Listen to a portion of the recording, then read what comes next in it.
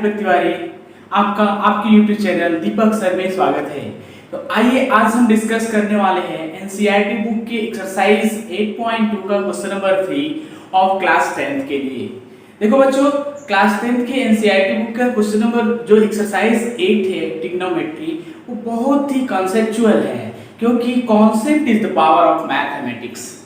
Concept आपका clear रहेगा तो आप उसको आसानी से कर सकते हो। तो आइए हम फुल एक्सप्लेनेशन के साथ इस क्वेश्चन को बताते हैं। आपको ध्यान ये देना है कि जो मेरा daily to daily 15 minute 20 minute की जो वीडियोज अपलोड होते हैं उसको दिन में एक बार आप जरूर देख लें, क्योंकि आप देखेंगे उसके अकॉर्डिंग आप प्रैक्टिस करेंगे तो आपके एग्जामिनेशन में जो प्रिपरेशन है वो अच्छे से क्लियर हो जाएंगे, क्योंकि practice makes a man perfect. Okay student, तो आइए सॉल्व करते हैं। क्वेश्चन नंबर 3 गिवन है, if tan a plus b is equal to root 3 and tan a minus b is equal to 1 upon root 3, that is 0 degree is less than a plus b is less than equal to 90 degree, that is a is greater than b, find a and b। आपको एक tan a plus b की value under root 3 है, tan a minus b की value 1 upon under root 3 दिया गया है, तो आपको a और b की वैल्यू फाइंड करना है। ये बहुत ही इंपॉर्टेंट क्वेश्चन है इस टाइप का। यहाँ पे कोई भी ट्रिग्नोमेट्रिकल रेशियोज के वैल्यू हो सकते हैं, उसके अकॉर्डिंग हम ये मेथड जो बता रहे हैं इसी के अकॉर्डिंग सभी क्वेश्चंस को हम सॉल्व करते हैं। तो आइए इसका सॉल्यूशन सॉल्व करते हैं। देखिए इसका सॉल्यूशन क्या हो जाएगा। सॉल्यूशन इसका हो जाएगा, सबसे पहले given that what is given that tan a plus b is equal to under root 3, और सेकंड है इसमें tan a minus b is equal to 1 upon under root 3। अब देखो स्टूडेंट, देखना क्या है कि tan a plus b is equal to under root 3 दिया गया है, तो tan में कितनी डिग्री की वैल्यू अंडर रूट 3 होती है। ओके, यानी जो यहाँ पे ट्रिग्नोमेट्रिकल रेशियोज दिया रहेगा उसी का देखेंगे, जो यहाँ पे वैल्यू दिया होगा कि वो जो वैल्यू होगा उसमें वो कितनी डिग्री की वैल्यू वो ट्रिग्नोमेट्रिकल रेशियोज का होता है। तो यहाँ पे दिया है कि tan a plus b is equal to under root 3, तो अब आपको tan में ही देखना है कि अंडर रूट 3 कितने डिग्री की वैल्यू होती है। तो आपको पता होगा कि ये दिस इंप्लाइज दैट हो जाएगा, ये tan a plus b is equal to, अब ये tan 60 डिग्री की वैल्यू होती है, इसको हम लिख सकते हैं tan 60 डिग्री, यानी tan 60 degree is equal to under root 3। ठीक है, तो आप वो ट्रिग्नोमेट्रिकल जो रेशियोज ऑफ एंगल्स फाइंड करने का जो शॉर्टकट ट्रिक मैं बताया था उसको एक बार देख लीजिएगा, तो आप आसानी से इसको तैयार कर सकते हैं। तो आप देखो यहाँ से tan a plus b is equal to tan 60, तो ये tan कैंसिल हो जाएगा, तो यहाँ से मिल जाएगा आपको a plus b is equal to 60 degree. ये आपका इक्वेशन नंबर 1 हो जाएगा। ठीक है, वैसे ही यहाँ पे देखो tan a minus b is equal to 1 upon under root 3। अब यहाँ भी सेम टू सेम वैसे ही देखना है कि tan में कितने डिग्री की वैल्यू 1 upon अंडर रूट 3 होती है। तो यहाँ से भी हो जाएगा, this implies that tan a minus b is equal to, ये होता है tan 30 डिग्री की वैल्यू 1 upon अंडर रूट 3 होती है। ठीक है स्टूडेंट, तो आप देखो यहाँ से भी tan कैंसिल हो जाएगा, तो आपको यहाँ से मिल जाएगा, this implies that a minus b is equal to 30 degree. ये आपका इक्वेशन नंबर 2 हो जाएगा। अब इक्वेशन 1 और 2 को सॉल्व कर देना है, जो आपको elimination method, cross multiplication method और सब्स्टिट्यूशन मेथड बताया गया है। तो हम यहाँ पे इसको एलिमिनेशन मेथड से सॉल्व कर देंगे। यहाँ पे देखो, यहाँ पे कर देंगे from equation 1 and 2 we get, यहाँ से देखो a plus b is equal to 60 degree है और a minus b is equal to 30 degree है। अब इसको क्या कर दीजिए, आप सीधे ऐड कर दीजिए। यहाँ पे कर देंगे एडिंग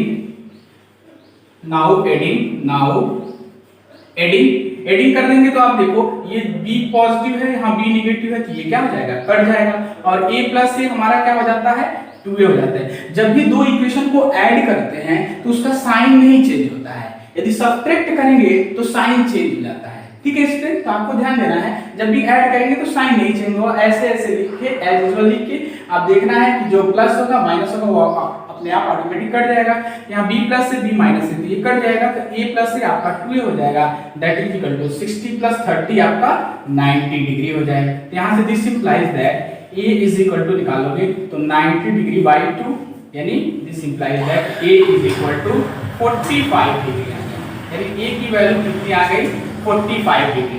अब a की वैल्यू ले जाके इक्वेशन 1 में या 2 में किसी में पुट कर दो, यहाँ पे लिख दोगे नाउ पुटिंग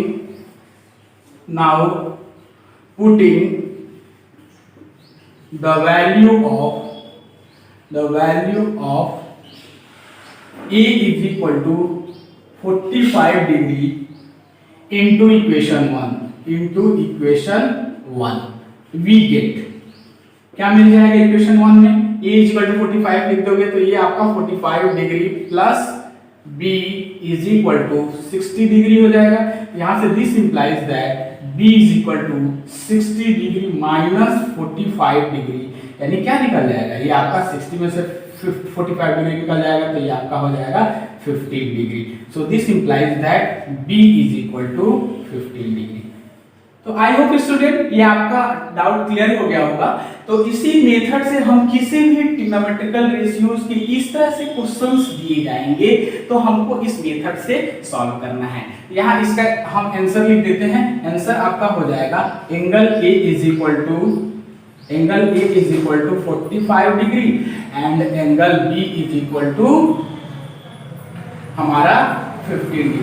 अब देखो कह रहा है यहाँ पे कि जो A की वैल्यू होनी चाहिए वो B से क्या होनी चाहिए, बड़ी होनी चाहिए, यानी जिसकी तरफ ये साइन बड़ा वाला साइन होता है वो हमारा बड़ा होता है, जिसकी तरफ ये कॉर्नर होता है नुकीला ये हमारा छोटा होता है, यानी A is greater than B होना चाहिए। तो फाइंड A की वैल्यू और B की वैल्यू फाइंड करना है। यहाँ से देखो A की वैल्यू हमारी क्या आ गई, B से बड़ी हो गई ना, 45 डिग्री आ गया, B हमारा 15 डिग्री आ गया, यानी A is equal to A angle हमारा 45 डिग्री हो जाएगा, B एंगल हमारा 15 डिग्री हो जाएगा। ओके स्टूडेंट, तो अभी तक हमारे चैनल को सब्सक्राइब नहीं किए हैं, यदि न्यू स्टूडेंट है तो सबसे पहले सब्सक्राइब करें और हमारा जो डेली टू डेली वीडियोस का अपलोड करते हैं उसके साथ आपका कनेक्शन बना रहे और बेल आइकन ऑल पे क्लिक जरूर करें। और सबसे मोस्ट इंपॉर्टेंट स्टूडेंट है, यदि मैं मेहनत कर रहा हूं तो आप भी हार्ड वर्क करो और हमारे चैनल को, हमारे वीडियोस को डेली टू डेली शेयर करो। ओके, अब ये स्टूडेंट हम लोग क्वेश्चन नंबर 4 को सॉल्व करते हैं। क्वेश्चन नंबर 4 है कि state whether the following are true और फॉल्स, जस्टिफाई योर आंसर। आपके कुछ स्टेटमेंट 1 to 5 दिए गए हैं, आपको क्या करना है, इसको देखना है कि ये कौन सा ट्रू स्टेटमेंट है और कौन फॉल्स स्टेटमेंट है। तो आप जनरली तो स्टूडेंट ऐसे ट्रू फॉल्स लगा लेते हैं, लेकिन देखना है कैसे ये है और किस तरह से है।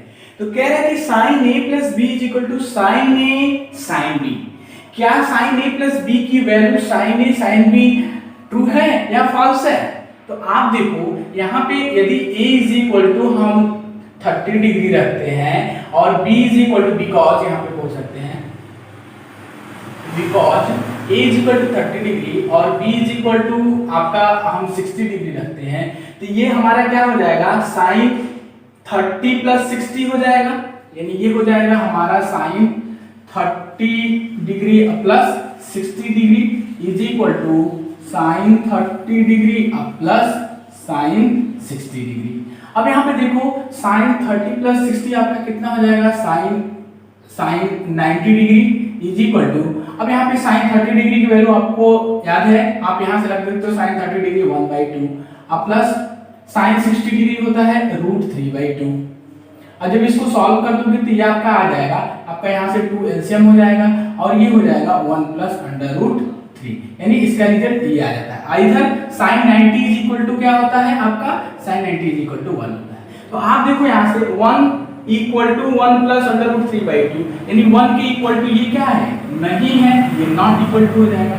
यानी आपको देखना है कि LHS की वैल्यू RHS के बराबर आ जाती है तो वो राइट है, यानी वो ट्रू स्टेटमेंट है, लेकिन यहाँ पे नहीं आ रहा है। आप ये एंगल A की वैल्यू B की कुछ भी वैल्यू रखो तो ये LHS RHS के बराबर नहीं आएगा, इसलिए हम बोल सकते हैं कि sin A plus B is equal to sin A sin B, ये हमारा फॉल्स स्टेटमेंट हो जाएगा। ओके स्टूडेंट, नेक्स्ट कह रहा है कि the value of sin theta increases as theta increase. यानी साइन थीटा की जो वैल्यू दी गई है उसमें थीटा इंक्रीज करता है तो साइन थीटा की भी वैल्यू इंक्रीज करती है। आइए देखते हैं कैसे होता है। मान लो ये हमारा साइन थीटा है, अब यहाँ theta is equal to sine theta दिया गया है। अब थीटा इक्वल टू यदि 0 डिग्री रखते हैं तो साइन 0 डिग्री हमारा कितना होता है, साइन 0 0 होता है। फिर आता है हम theta is equal to 30 degree रखते हैं तो ये हमारा साइन 30 कितना होता है, साइन 30 आपका होता है 1/2। नेक्स्ट यदि थीटा इज इक्वल टू हम 45 डिग्री रखते हैं तो साइन 45 डिग्री की वैल्यू क्या होती है, 1/√2। नेक्स्ट हम theta is equal to 60 degree रखते हैं तो साइन 60 की वैल्यू होती है √3/2। Next theta is equal to 90 degree रखते हैं तो साइन 90 डिग्री की वैल्यू होती है 1। ठीक है स्टूडेंट, अब इसमें देखना है कि ये जो वैल्यूज बढ़ रहे हैं ये इंक्रीज हो रहे हैं। अब देखो यहाँ से 0 की वैल्यू 0 ही होती है, 1/2 की वैल्यू 0.5 हो जाती है और ये 1/√2 दिया गया है तो 1/√2 को सॉल्व करोगे आप तो ये आ जाएगा 0.707। और वैसे ही √3/2 को सॉल्व करोगे तो √3/2 की वैल्यू आ जाएगी 0.866 और 1 आपका 1 ही है। अब देखो ये क्या हो रही है, 0 से वैल्यू इंक्रीज हो रही है ना, यानी पहले 0 है, फिर 0.5 है, फिर 0.707 है, फिर नेक्स्ट है 0.866 यानी फिर लास्ट है 1 है। यानी 0 से वैल्यू क्या हो रही है, इंक्रीज हो रही है। यानी स्टेटमेंट के अकॉर्डिंग ये हमारा जो sine theta increase at theta increase, यानी जब थीटा इंक्रीज कर रहा है तो साइन थीटा की भी वैल्यू क्या हो रही है, इंक्रीज कर रही है। तो ये हमारा क्या हो जाएगा, ट्रू स्टेटमेंट हो जाएगा। ठीक है स्टूडेंट, यही हम बोलता है कि साइन थीटा इंक्रीज, जब थीटा इंक्रीज होगा तो ये ट्रू हो जाएगा, लेकिन यही साइन थीटा डिक्रीज बोल देता तो ये हमारा स्टेटमेंट रॉन्ग हो जाता है। ठीक है, नेक्स्ट कह रहा है कि the value of cos theta increases as theta increase. Same to same ऐसे ही है कि cos थीटा की भी वैल्यू इंक्रीज करेगी जब थीटा इंक्रीज करेगा। आपको पता है यही सब चीजें हमारी क्या हो जाएगी, cos में हम इसको लिख देते हैं, ये हमारा cos थीटा हो जाएगा। मान लो ये हमारा cos थीटा हो गया, cos थीटा। अब ये सभी वैल्यूज क्या हो जाएगी, cos में हो जाएगी, cos में हो जाएगी। तो आपको पता है ये cos थीटा हो जाएगा, फिर ये cos 30 डिग्री हो जाएगा, ये cos 45 डिग्री हो जाएगा, ये cos 60 डिग्री हो जाएगा, ये हमारा cos 90 डिग्री हो जाएगा। तो आपको पता है कि cos 0 की वैल्यू क्या होती है, 1 होती है। अब इसका क्या हो जाएगा, ये रिवर्सिंग ऑर्डर हो जाएगा और cos 30 डिग्री की वैल्यू हो जाती है √3/2 हो जाती है। cos 45 डिग्री की वैल्यू वही होती है, यानी sin 45 डिग्री और cos 45 डिग्री सेम होता है, यानी ये 1/√2 हो जाएगा। cos 60 आपका हो जाता है 1/2 हो जाता है और cos 90 की वैल्यू हमारी क्या होती है, 0 होती है। अब वो ऐसे ही निकाल लीजिए यहाँ से कि cos 0 आपका 1 है, ये आपका 1 हो जाएगा, क्या हो जाएगा, ये 1 हो जाएगा।